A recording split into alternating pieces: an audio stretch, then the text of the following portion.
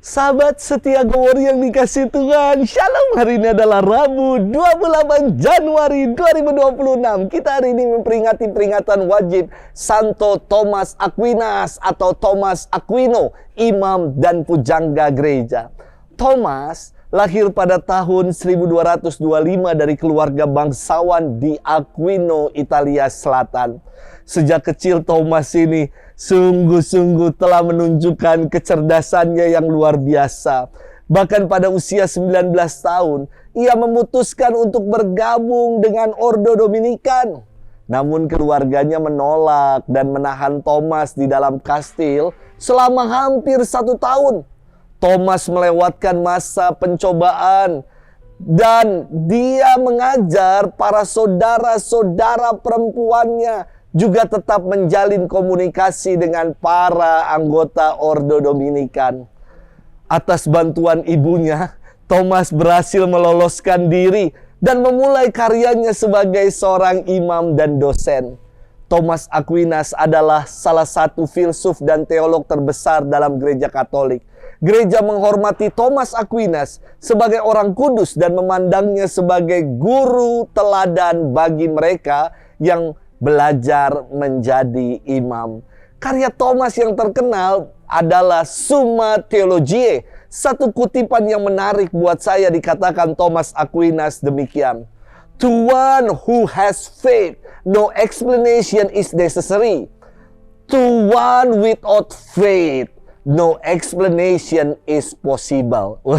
Bagi seorang beriman, penjelasan menjadi sesuatu yang gak penting, is not necessary. Tetapi bagi orang yang no faith, yang tidak beriman, tidak ada penjelasan yang masuk akal.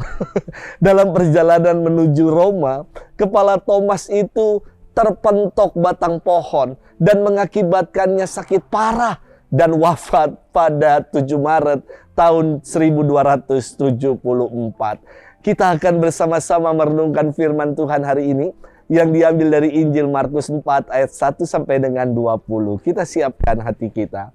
Haleluya, haleluya, haleluya. Benih itu melambangkan sabda Allah, penaburnya ialah Kristus. Semua orang yang menemukan Kristus akan hidup selamanya. Haleluya, haleluya, haleluya. Tuhan bersamamu dan bersama rohmu. Inilah Injil suci menurut Markus, dimuliakanlah Tuhan. Pada suatu hari Yesus mengajar di tepi danau Galilea. Maka datanglah orang yang sangat besar jumlahnya mengerumuni dia, sehingga ia terpaksa naik ke sebuah perahu yang sedang berlabuh, lalu duduk di situ. Sedangkan semua orang banyak itu ada di darat di tepi danau. Dan Yesus mengajarkan banyak hal kepada mereka dalam bentuk perumpamaan. Dalam ajarannya itu, Yesus berkata kepada mereka, "Dengarlah, adalah seorang penabur keluar untuk menabur. Pada waktu ia menabur, sebagian benih itu jatuh di pinggir jalan. Lalu datanglah burung dan memakannya sampai habis. Sebagian jatuh di tanah yang berbatu-batu, yang tidak banyak tanahnya. Lalu benih itu pun segera tumbuh karena tanah yang tipis. Tetapi sesudah matahari terbit, layulah ia dan menjadi kering karena tidak berakar. Sebagian lagi jatuh di tengah semak duri. Lalu makin besarlah semak itu dan menghimpitnya sampai mati, sehingga benih itu tidak berbuah. Dan sebagian jatuh di tanah yang baik, lalu tumbuh dengan subur dan berbuah. Hasilnya ada yang 30 kali lipat, ada yang 60 kali lipat, ada yang 100 kali lipat." Dan Yesus bersabda lagi, "Siapa mempunyai telinga untuk mendengar, hendaklah ia mendengar." Ketika Yesus sendirian, pengikut-pengikutnya dan ke-12 murid menanyakan arti perumpamaan itu. Jawabnya, "Kepadamu telah diberikan rahasia kerajaan Allah. Tetapi kepada orang-orang luar segala sesuatu disampaikan dalam perumpamaan, supaya sekalipun melihat mereka tidak menangkap, sekalipun mendengar mereka tidak mengerti, biar mereka jangan berbalik dan mendapat ampun." Lalu Yesus berkata kepada mereka, "Tidakkah kamu mengerti perumpamaan ini? Kalau demikian bagaimana kamu dapat memahami semua perumpamaan yang lain? Penabur itu menaburkan sabda. Orang yang di pinggir jalan tempat sabda itu ditaburkan ialah mereka yang mendengarkan sabda, lalu datanglah iblis dan mengambil sabda yang baru ditaburkan di dalam mereka. Demikian juga yang ditaburkan di tanah yang berbatu-batu, ialah orang-orang yang mendengarkan sabda itu dan segera menerimanya dengan gembira. Tetapi sabda itu tidak berakar dan tahan sebentar saja. Apabila kemudian datang penindasan atau penganiayaan karena sabda itu, mereka segera murtad. Dan yang lain yang ditaburkan di tengah semak duri ialah yang mendengar sabda itu, tetapi sabda itu lalu dihimpit oleh kekhawatiran dunia, tipu daya kekayaan, dan keinginan-keinginan akan hal yang lain, sehingga sabda itu tidak berbuah. Dan akhirnya yang ditaburkan di tanah yang baik ialah orang yang mendengarkan dan menyambut sabda itu, lalu berbuah. Ada yang 30 kali lipat, ada yang 60 kali lipat, dan ada yang 100 kali lipat.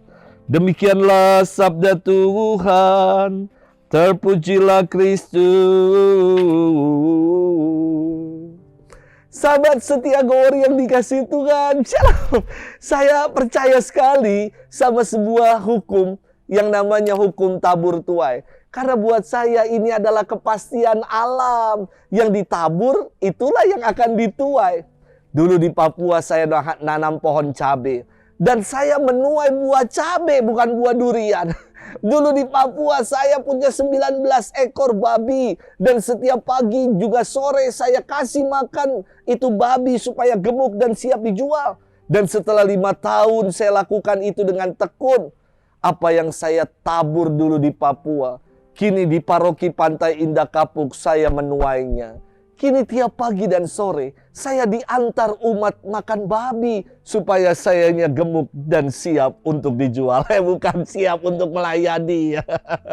Sahabat setia Gower yang dikasihi Tuhan.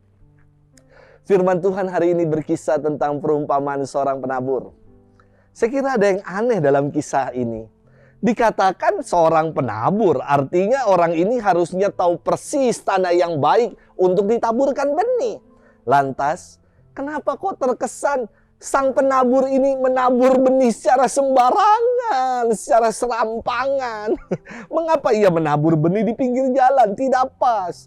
Mengapa ia menabur benih di tanah-tanah yang berbatu dan di tanah yang banyak semak duri? Mestinya penabur ini menabur di tanah yang baik dan subur, jadi benih itu bisa tumbuh baik. Inilah maksud dan makna perumpamaan Yesus tentang seorang penabur. Penabur itu adalah Allah yang penuh kasih. Allah yang kasihnya mau senantiasa dibagikan kepada setiap kita, yakni tanah-tanah yang ada yang menjadi tanah yang subur, tanah yang berbatu, tanah yang bersemak duri, tanah yang tidak baik. Semua ditaburkan oleh Allah benih yang baik, kasih yang baik. Tinggal bagaimana kita yang menerima benih yang telah Allah taburkan dalam hidup kita. Apakah kita mau menjadi tanah di pinggir jalan, tanah yang tipis dan berbatu, tanah yang banyak semak duri, atau kita mau menjadi tanah yang baik dan subur? Kasih Allah dicurahkan sama, benihnya itu sama. Namun pertumbuhannya tergantung pada kita yang menjadi tanahnya.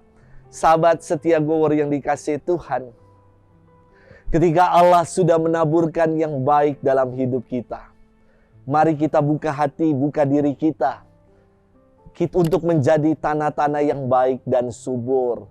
Mari kita dalam menjalani hidup jangan lagi bersungut-sungut, tetapi dengan membuka hati, membuka diri kita, semoga kita selalu bersyukur atas segala kebaikan Tuhan yang boleh kita alami. Dan kita mau berjuang untuk menjadi tanah-tanah yang baik dan subur. Tanah yang baik dan subur adalah tanah yang mau mendengar firman dan setia melakukan dalam keseharian hidup. Selamat bermenung. Tuhan memberkati kita semua, Bapa dan Putra dan Roh Kudus. Amin.